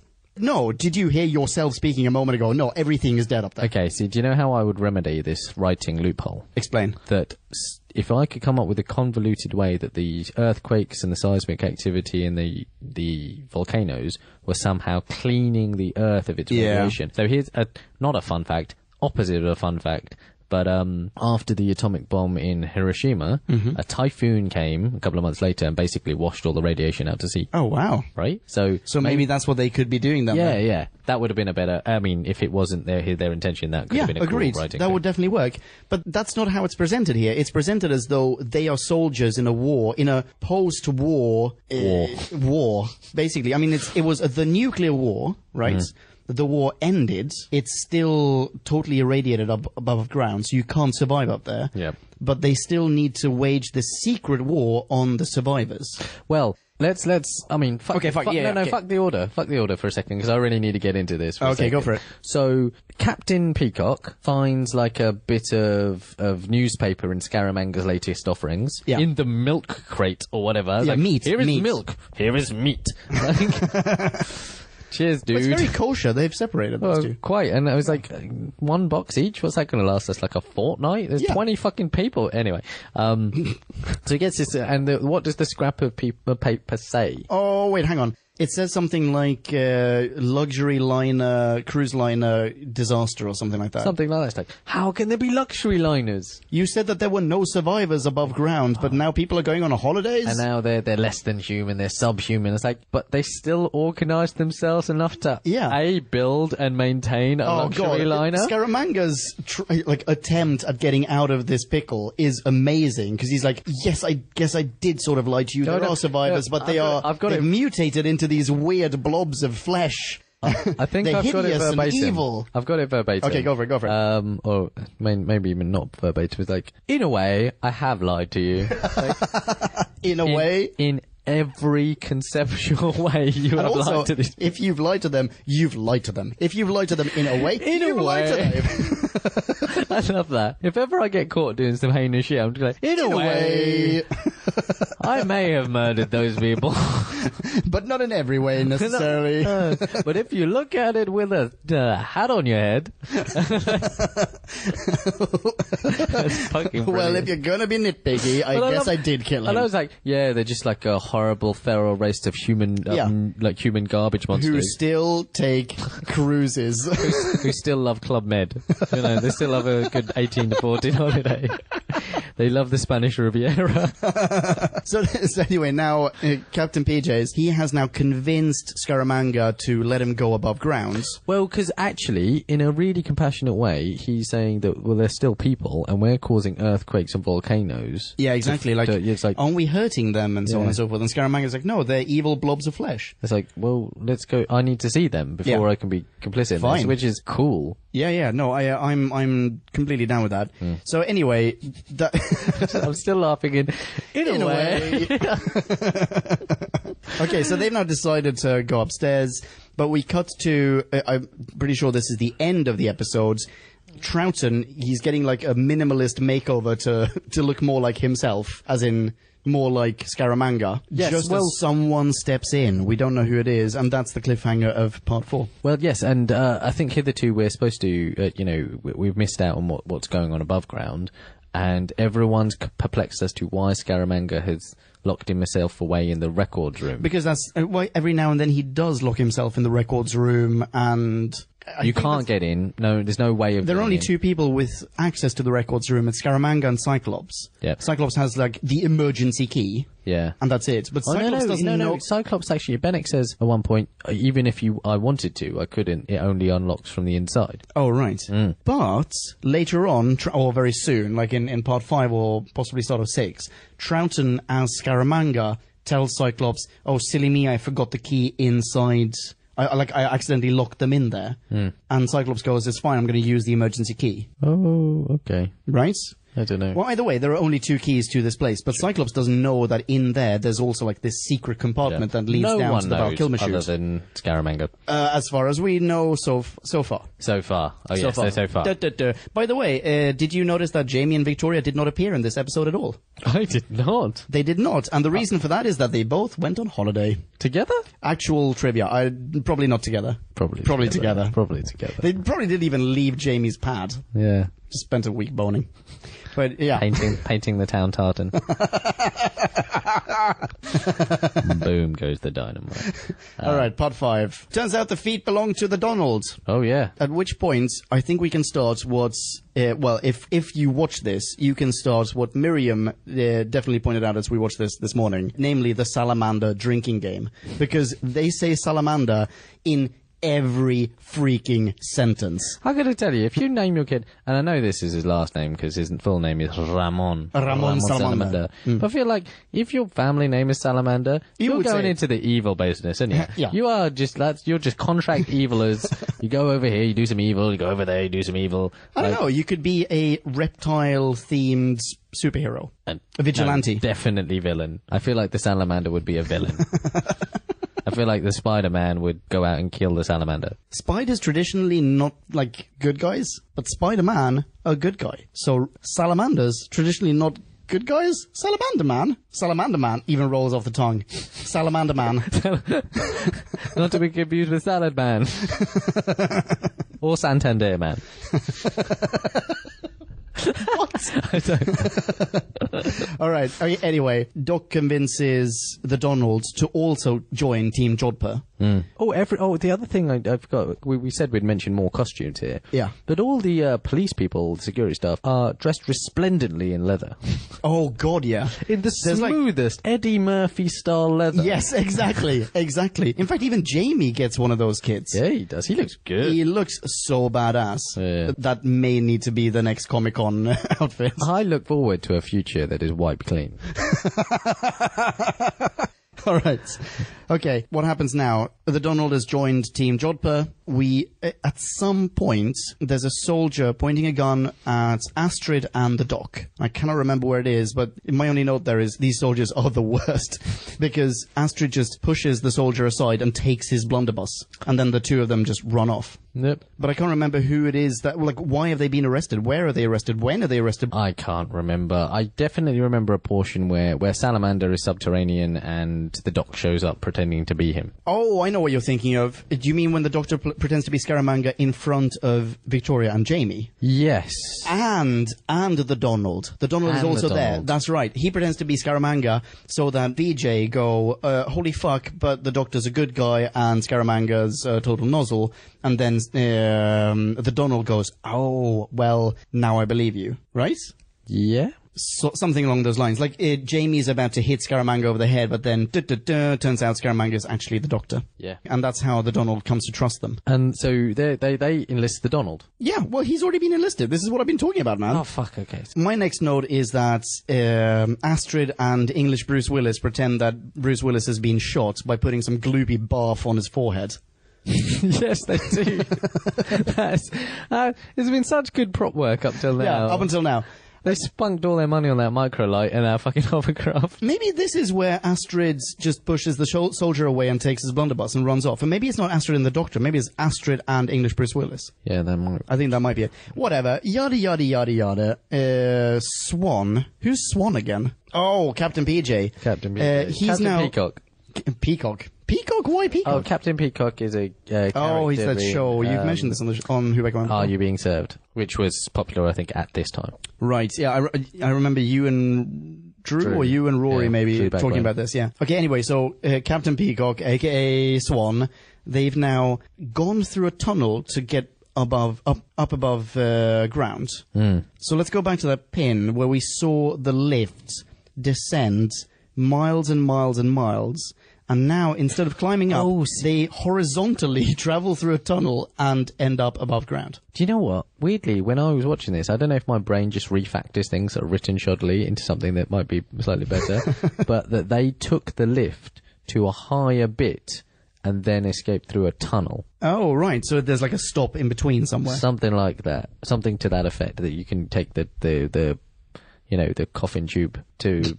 Okay. That's why I had. Not that they walked up from wherever they were, because actually they'd all fucking walk up from wherever they were, whenever they felt like it. Yeah. It had to be more difficult than that. Yeah, okay, fine. Well, either way, they are above ground though. Because Scaramanga hits Swan over the head with a pipe, and then end of episode 5, episode 6, Astrid finds Captain PJ above ground, like in a field or whatever. Yes. So this is not like halfway up. This is above ground. This is above ground. We're not, it's another abrupt cut. And I had to go back. It's like, shit, did I miss something? Did I miss the bit where this all happens and stuff? But no, you missed nothing. I missed nothing. They didn't go up. Exactly. So he's in a field and he's screaming for help, which I also thought was odd, because he is still under the impression he's in a world full of murderous nuclear monsters. Yeah, but he's very quickly turned around. Yeah. Because he sees Astrid, who is very, very far from like a massive blob of flesh. I get that, but he's screaming help before he sees her. Oh, I see what you're saying. Like, who would help? Is he soliciting help from? Yeah. But yeah, okay, so fine. So Astrid turns up, and he's like, oh, holy shit, but the war, when did it end, or something along those lines? And Astrid's like, there was no war. One thing leads to another. Now, he knows that about the whole Kusturica subplot. Astrid knows that, oh wait, hang on, there's some shifty shit going on nearby. And then also, again, off screen, he dies. Yeah, shit. He just dies. Because she bounds off towards the lift, and later on, when she arrives, she goes, oh yeah, Swan's dead. Wait, what? Did you see him die? Did he die in your arms? Did you kill him? Like, what? Is he just needing some urgent medical attention and you just left? Yeah, are you just assuming that he died because you did not intervene? Well, anyway, she goes down to the subterranean idiots and rescues them. Doesn't really rescue them.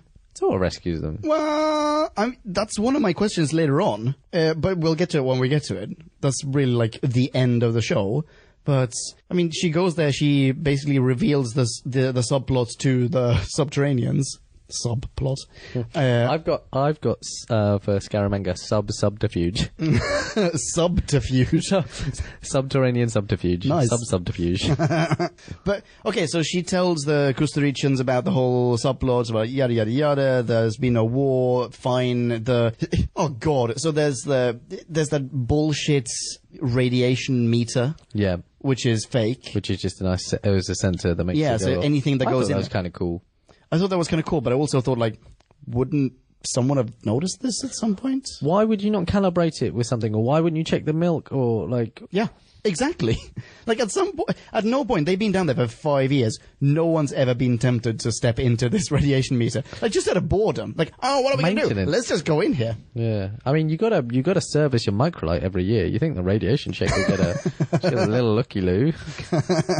My next note here, I don't remember anything about. I remember when it happens. I remember how it's said, but I don't really remember what it means. Password, redhead. Yes, I do know. I know exactly what I sort of know. It's the head of the Security Council. Yes, the Donald. And he's like, go to a guy, tell him the password is redhead. He'll know what to do. It's like, to do what? Your password is redhead? Oh, is that your wife? Yeah. It's like, the password. Like, what the fuck is that in an exchange? Pretty funny. But I think the idea is that he's like, the Scaramanga's been compromised, or, something to that effect. Oh, I see. Like a There's a code plan. for, yeah, exactly. Operation 66. Yes. Operation 66? Star Wars. Operation 66 in Star Wars? Yeah, where they kill all the Jedi. Oh, you're talking prequels? Well, canon. Shit, man. Just deal. Just deal. Anakin? Whatever, man. No, sorry. Okay. Fine, I'll deal. Oh, right. So then we get another massive plot twist. Because English Bruce Willis, he suddenly holds Scaramanga at gunpoint and sort of reveals that he's been in on the plan all the time. But it turns out English Bruce Willis is actually, not only is he to blame, but also Scaramanga is not Scaramanga. He is the Dockmeister. This cereal has more twists than a fucking pretzel. Yes, it does. You got it in there, well done. Yeah, it did. That almost made it into the intro. I did not see the Kent thing coming. Nor I. Not at all. I mean, I don't think that it was ever written to be that way. Wasn't it? I don't think so. No, I think actually because there is a point that's why he's so afraid of the poison. That's why he's he's saying about loyalty. That's why, all of that stuff is actually a big foreshadowing to Kent. Wait, how? When? He's afraid of... There was another note I made. Oh, you mean Scaramanga's fear of poisoning? Yeah, and all of that stuff is all about Kent. And those... Sure, that makes sense. Also, those that were there, were below that never came back. Kent's one of them. No. No, Kent was not one of them. Kent was...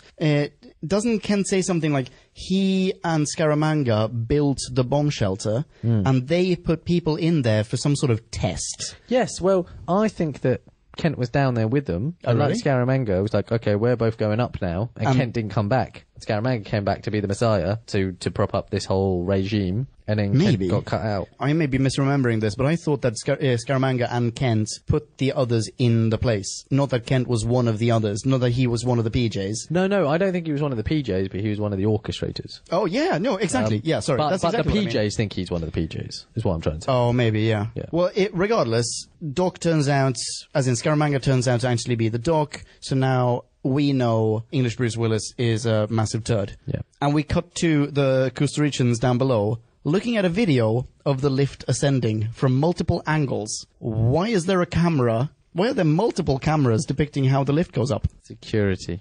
Security? So, I was gonna say, maybe they could never check the radiation meter thingy, because it's actually behind a door, like a locked door. Sure.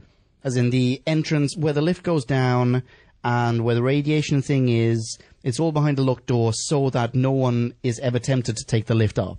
As in Scaramanga locks it, right? Right. But if he locks it, then why is there a camera? Why are there multiple cameras depicting the lift? Because no one's ever going to look at that.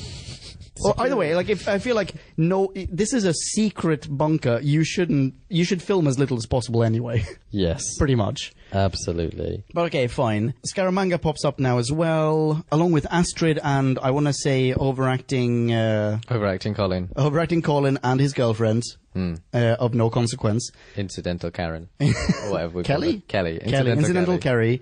Kelly, whatever. And Scaramanga shoots English Bruce Willis in the shoulder, and then plays actual Scaramanga in the mines. Like, we get basically the end of Man with a Golden Gun. Yes. It's almost as though Knick Knack is going to turn up at some point. Like, here's your Tabasco. Pretty much. But, so he's walking around there and then totes Steven Seagal's English Bruce Willis. Okay, re-say that sentence without action heroes. Salamander completely kills. In a way, Salamander kills. In a way. Kent. I fucking love that. But, actually, sorry, he doesn't kill him, he shoots him, he's dying, at which point English Bruce Willis goes, well, fuck you, dude, you forgot that I know about all the explosives in here, and then he sets one of them off and just blows the place sky high. Yeah. Yeah, okay, So carry on. we're thinking that everyone's dead. Everyone's bought it. That's evil. Yes, yeah, exactly. But not just that, what about the people downstairs? Oh, quick thing. Yeah. Danish. Yeah. From Danish fame. Yeah. Was he complicit? Because at some point, Kent said in the early days, Danish is one of the only people we can trust, and they try rescuing him. Scaramanga's trying to kill him.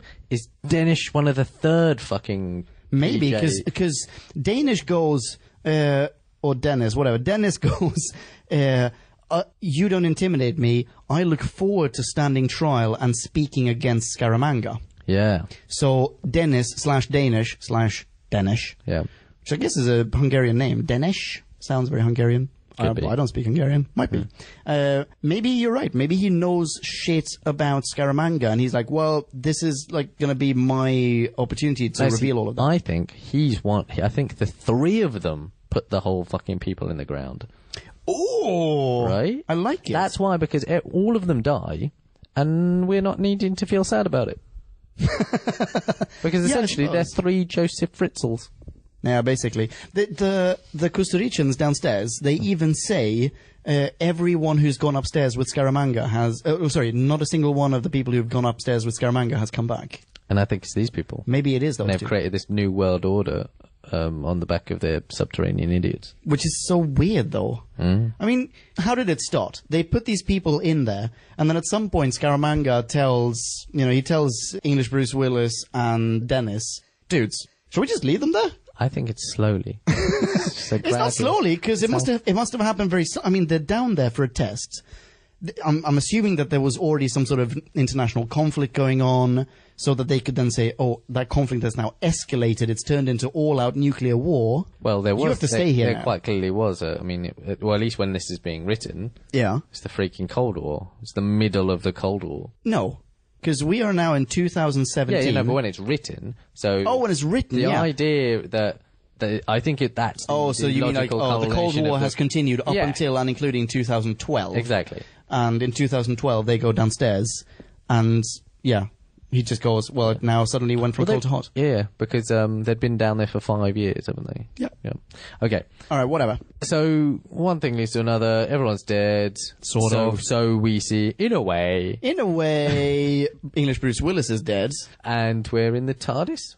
Yeah, exactly. Fuck it. Wait, hang on. Wait. Before we get to the TARDIS, because the TARDIS is the very end, before we round off this serial, Astrid is in the records room with, like, a bunch of, I guess, gods? And she says, what about the people downstairs? Somehow we're gonna get to them, but the lift is broken, and the tunnel that leads down there has been completely filled. And they approximately have 36 hours worth of food. Thanks, yeah, exactly. They have no food.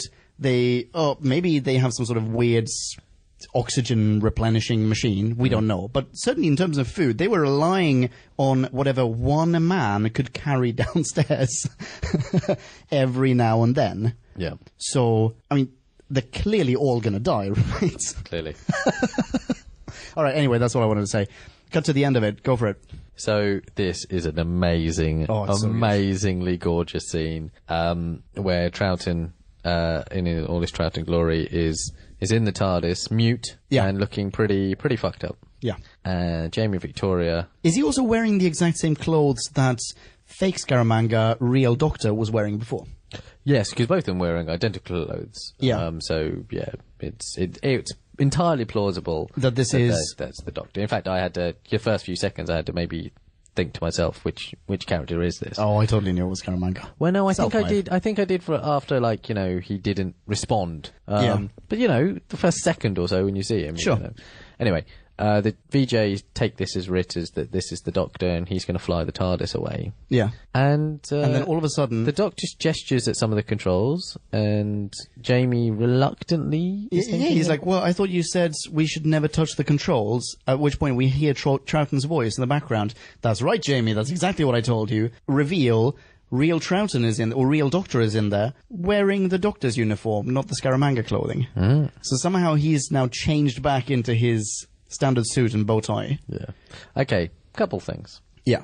Scaramanga, not at all impressed. Not at all phased by the interdimensional space-time Exactly vessel. what I was going to say. Exactly what I was going to say. What the actual fuck? I know that you've seen some shit in your time. Yeah, but this pretty much tops all of it, being right? the messiah of both an underground and overground people, wombling free. Yeah. But this should blow your mind. You should just, like, there's something. Yeah. Rather than just like, I'm going to jack this shit. And what do you think this shit is? What do you think you can do Where do with you it? think you're going? Yeah, exactly. What's happening Are now? you just in a big telephone box? Like, are you just in the world's plushest Airbnb? You don't know where you are. There's absolutely no reaction on his part whatsoever. And when the Doctor actually reveals himself, rather than go like, "It was you," what the fuck are you? Are you an alien? What is this? Why is this place bigger on the insides? What is this? He just goes, "Well, I mean, you impersonated me. I figured I'd give it a go as well." I Wild guess. as fuck. Or, you know what? Maybe just not very observant. That is how a Bond villain would react to that No, situation. maybe it was just like, it was dark outside. No. He goes inside. A Bond villain would just like immediately be comfortable with the situation. Like, all right, you can travel in time. Cool, I want in. But he doesn't know that it's a time No, machine. he doesn't know. But he you know knows what I'm saying? nothing Like, about this. He's just a stone cold killer. He just doesn't care. But anyways, we get a face to face Troughton.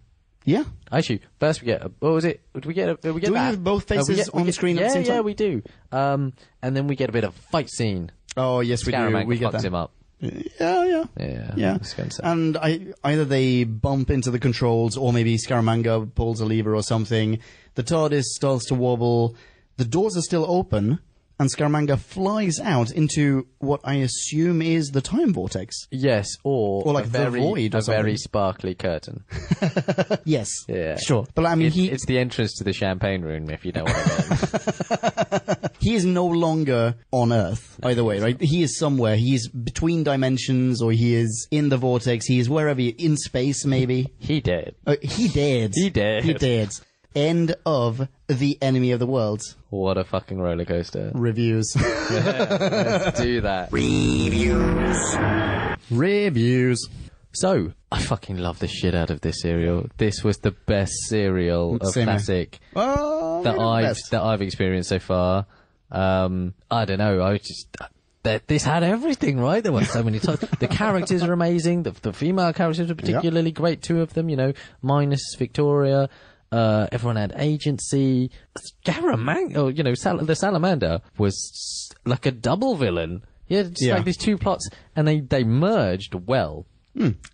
Obviously, we uncovered some plot points, some plot holes, some fairly big ones. Sure. Or some poor writing. But that doesn't take too much away from my enjoyment. I think that was still pretty cool. I wish fucking New Who would do something as ambitious as this, as complicated as this. That was cool. Do you think that, sorry to interrupt your mini here, but do you think that New Who kind of does that, except that since this is a serial, and New Who now is episode by episode, I mean, this serial is de facto the length of 3 New Who episodes. Do you think that in some of the mini arcs, or even some of the major arcs of New Who, we do get plot twists of this sort? I don't think to this degree. I think that we get so much in the way of hints as to what the twist could be, or what, Yeah. Nothing's ever as shocking as the subterranean. When I saw the subterranean bit, like the people in the group, I was just like, what the fuck is this? Exactly. This is so awesome. Who are you?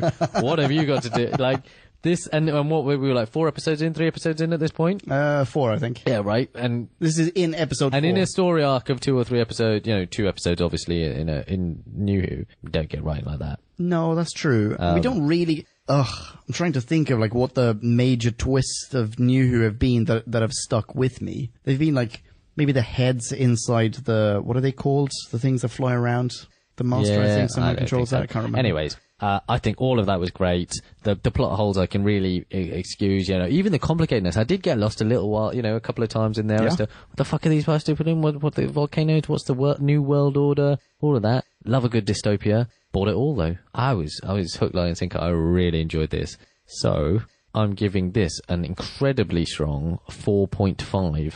Wow. All right. That's a great rating. Okay. So what I'm going to say is I can echo everything that you've said, but I will add a couple of things as well. I think in terms of production value, they did a fantastic job on future fashion, which definitely worthy of a couple of decimal points. I think comparing this to, like, I sort of have to compare this to the Massacre of St. Bartholomew's Eve. And I think Troughton's Scaramanga blunderbusses Hartnell's Abbot of Amboise out of the water. It is fantastic. His double performance is amazing, and he's so good as Scaramanga as well. The Emir Kusturica subplots I've added that in my notes. The Emil Kusturica subplot is freaking amazeballs because it is. It's insane. When it happened, it was like, no, this immediately turned into an even better episode than it already was, or serial. I mean, so fantastic. Obviously, all the twists, great.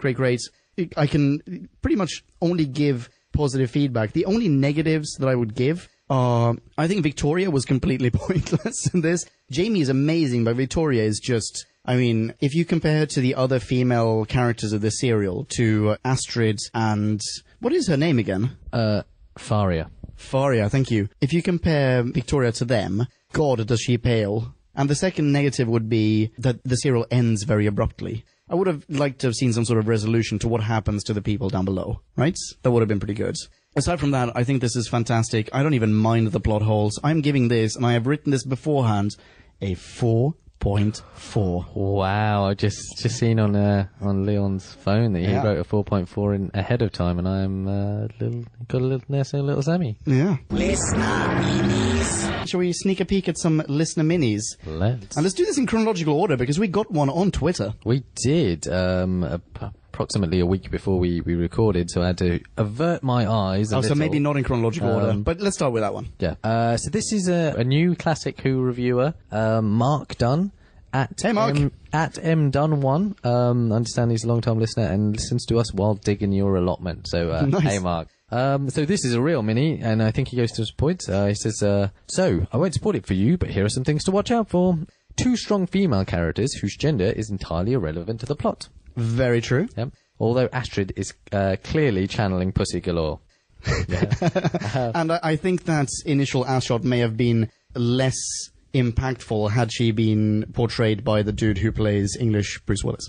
Number 2, he says, Jamie and Victoria catching Virgin Galactic from Brisbane to Transylvania off screen. Fully awesome. Jamie getting hired as a bodyguard with no background check. Head of security is frankly useless. Yep. Number 4, deceived scientists wearing psychedelic pajamas. Number 5, trying to force someone to leave his home by smashing his crockery so he has nothing to eat off.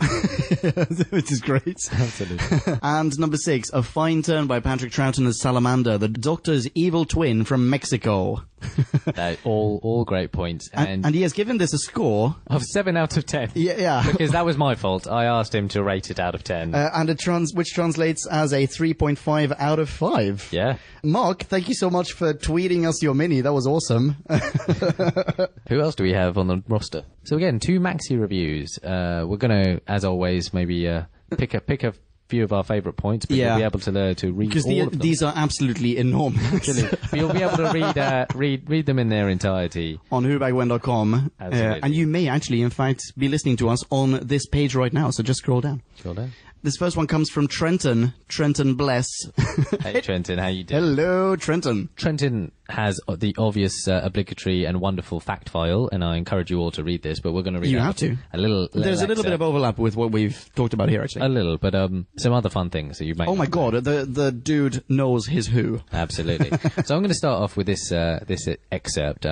This is Patrick Troughton's showcase. Much as I dislike the preposterous notion of doppelgangers, namely the massacre, this is the USP of the enemy of the world. It almost goes without saying that Troughton excels himself. He's fully in character as the Doctor, paddling with glee in a Victorian bathing suit, being enigmatic with Astrid about his doctorate, taking the moral high ground and refusing to help Kent until episode 5. He's almost completely convincing as a sinister salamander, with darker complexion hair and a neat parting and an unwavering Mexican accent. The Doctor deduces salamander is from the Yucatan. All very true. I'm going to say that. All very true. Trenton's maxi review is 50% pros, 50% cons. And I'm going to pick a paragraph from the con category. He goes, there are, however, still multiple problems with this serial. For example, it purports to be a political thriller and is far from thrilling. It's written on a grandish scale to which the budget cannot stretch, so we're left with tracts of dull, repetitive dialogue. Action switches abruptly from Australia to Hungary, then back again, but we never really get the sense it's set in either. Which is a very good point, because did they go back? I don't remember that. Anyway, he goes on. Caravans may have been the in thing in the late 60s, but a tedious amount of time is spent in Giles Kent's tiny trailer on the outskirts of a research centre. And are we seriously expected to believe salamanders, subterranean dwellers down under, can set off volcanoes in Hungary? please. Yeah, I buy that, actually. I totally buy that they're able to do that. I fully buy that. I don't understand plate tectonics or mantle or anything, so I feel like it's like reflexology. If you tick on my toe, maybe you can clear my kidney or like... It was super far down as well. Maybe they're like right smack in the middle, man. I basically don't know enough about seismology to make volcanology to make a... But yeah, okay, fair points. Okay. Rounding off his review, Trenton says, overall, I would give the serial a 2.95 out of 5. This serial is far from perfect, but the story was a nice breather from the usual monsters and such. Nice change-up I'm sure fans in 1967 didn't expect at all. Wow. Wow. It's not often that I disagree with Trenton Blake. Yeah, no, right. Yeah, but I was sure you were going to love this one, Trenton. Yes, I thought so as well. I mean, Troughton is Trenton's favorite Doctor, and as he says, this is his showcase. This is Troughton's time to shine. What an episode. 2 pages. Yeah. Thanks, Trenton. Trenton, thank you very much for your maxi review. Ladies and gentlemen, read it in full on whobackwhen.com, and while you're at it, follow him on Twitter. He is at Trenton Bless. That's Bless with 2 S's. Thanks, Trenton. Okay, another maxi review from SGamer82. Steven. How you doing, Stephen? Hey, man. So another couple of excerpts. The first thing that really occurred to me while watching The Enemy of the World is that despite the future outfits and the over-large ray guns, the serial did not feel like a sci-fi story. Super good point. As contradictory as it sounds, the relatively mundane setting actually put me in the mind of a historical serial set in the future. A sci-fi feel of any kind didn't kick in until Salamander entered the ball wall room. Nice. Balls to the wall. Wall-to-wall balls. Ball wall room, and we saw the underground layer that was a con job. Yeah. Absolutely. Super good point. Super spot on. I have to agree with that. It's not really a sci-fi story. No, not. I saw it more of a dystopia than a sci-fi, if one can make that distinction. Yeah, sure. I'm going to jump to the end here. Stephen goes, I really enjoyed the serial and feel it deserves a 4.4. Oh. That's right, motherfuckers. My only true complaint is that of all the things to be the spanner in Salamander's works, it was not the Doctor, but rather a random newspaper clipping that slipped into the fake base's food supplies. Unless I missed something, that seemed to come out of nowhere, and seems like a weird oversight to make in an otherwise meticulous-seeming plan. That just seemed a bit too random plot device to move the story along for my liking. That is true. Actually, I felt that at the time. Yeah. Maybe didn't articulate it in the way that is Stephen sloppy. Has. Sloppy Scaramanga. Yeah. Very sloppy. And then finally, Steve makes 2 great observations. Yeah. Do you want to start us off with that one, the first one? Yeah, sure. Okay, observation number 1. The first is when Jamie and Victoria wake up captive in the research center and Bennick is on the other side of the door, just as Jamie tries to leave. What I have to ask is, how long was Bennick standing outside of that door just so he could have that entrance? A really long time. Very long time. He's like, oh, is he waiting? No, okay, no, I'm going to wait. I'm going to stay here a little bit longer. Oh, just a little bit longer. Just starts practicing. Okay. And then the second is the final scene in which Jamie and Victoria mistake Salamander for the Doctor. He never talks until the Doctor himself shows up, and it occurred to me that there's a very simple reason for that. As far as I remember, he never heard the Doctor speak, so he didn't know what he was supposed to sound like. That is a genius point. Yeah. Because I had not picked up on that. I just assumed his accent was too thick or something like that. Yeah, exactly. Like, oh, he can't do an English accent. Yeah. But if that's true, and maybe I need to watch it back to verify, that is some fucking genius spots. Yeah. And I reckon even if you do watch this back, you'll just find that S-Game was right. I imagine so. Well done, man. Yeah. Ladies and gentlemen, you need to high-five S-Gamer Steven, the Steve Meister, Steve Rooney on Twitter. Tell him what an awesome observation that was. He is at SGamer82. That is 82, the number. Thank you, Steven. Thanks, Steve. Bing bong, Future Punkin here. We actually got another mini review as well. We try to record on Wednesdays or Thursdays, and then I drop an episode every Sunday. It is now Sunday afternoon. I was literally about to drop this episode when this came in, and I figured, why not Future Punkin' it? This one comes from Peter Z. It's a fairly mini, so I'm just going to read it in its entirety. Peter says, there's a certain feel about this production that almost makes it earn the label of the first Jon Pertwee production. It really feels less like a Doctor Who story and more like The Avengers or something similar. With no insult to compliment anyone, there's much of this that to me feels like a Hollywood production of the time. We could be watching some Cary Grant or Abbott and Costello movie, mind episode 3's reference to Jekyll and Hyde, with such unique characters stealing the scene from each other. It's a very different feel than anything that has come before, or will come again for yet a while. What indeed can be said of Patrick Troughton flexing his acting prowess here? He's simply overwhelming. The two characters hold nothing in common, from their stance to their reactions. It's all different and believable. People spend so much time making nice things only for others to come along and break them, he quotes. On top of that, he says, he adds a third personality that uniquely blends the two characters. That's 3 characters, and you can instantly tell when each of them is on the camera. Truly brilliant. Let's not stop there, though. The cook's short time on camera is a show-stealing performance. Could not agree more. He quotes, the firing squad would miss me. I'm terrible. The world is a better place for me not being an actor. Anyway, he goes on. Jamie steps up his game, playing the loyal guard well, and Victoria's alternately brave and out of place, each at just the right moments. Yeah, I'm not sure I agree about Victoria there, but yeah, I'll take that. Peter goes on.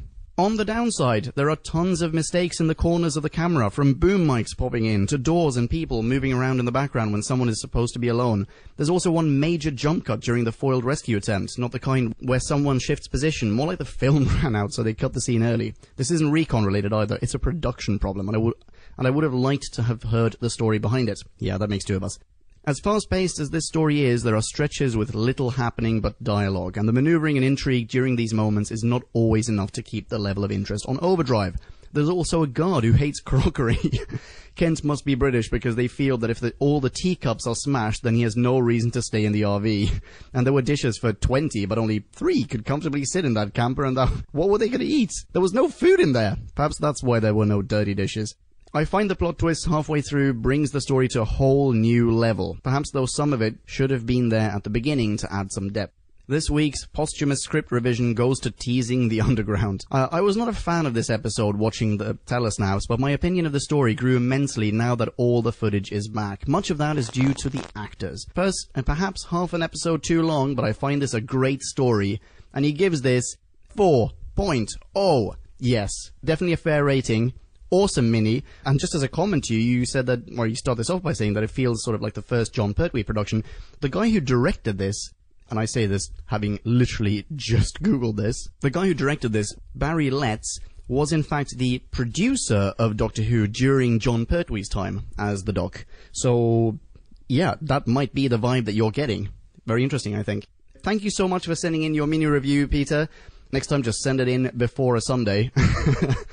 Give it up for Peter Z, everybody. Thanks. Bing bong. Nick Meister, can people follow you on Twitter? They can. It's at Nikulele. At Nikulele. Well, that sounds very much like ukulele, but, you know, with Nick. Sort of. Yeah, sort of. You can follow me on Twitter as well. I am at Ponkin. Here's a soundbite of JD singing how you spell that. Ponken, Ponkin. Thanks, JD. Thank you so much for listening to us, ladies and gentlemen. Next up, we have a new Who review. 42. That's and the right. next classic will be... The Web of Fear. And our next audio Who will be... Oh, The Scapegoat. Late is what it'll be. Late, you're right. Yeah. Thank you so much for listening. Be rad and excellent to each other. Rock on and ciao. Bye. Kablamo! Did you enjoy the show? Then please do what the cosmos compels you to and spread the gospel of Who Back When. Tell your friends. Don't have any friends? No problemo. Tell some strangers. Like us on Facebook. That's facebook.com/Who Back When. All in one word. Are you on Google Plus? Then find us on Google Plus. That's plus Who Back When. And when you do, tell us why you're on Google Plus. Who Back When just got its very own Twitter account, no lie, so give us a follow. You guessed it, that's at Who Back When, all in one word. Check us out on SoundCloud, vote us up on Reddit, listen to us on Stitcher, and head on over to our website, whobackwhen.com, where you can leave a comment, submit a review of your own, and peruse our visual index of aliens, monsters, and more, which increases in kablamos with every episode. And lastly, give us a rating and review on iTunes. Not only would it make us super chuffed, and it really, really would, but as thanks, we will transmigrate your iTunes nom de plume into the credit list of trailers for fake Doctor Who audiobooks produced by Who Back When. Have a poke around our bonus episodes to make more sense of that. That's it. Rock on and be rad and excellent to each other. Catch your earballs in our next classic Who review, new Who review, or, still funny, audio Who review. Ciao. Who Back When?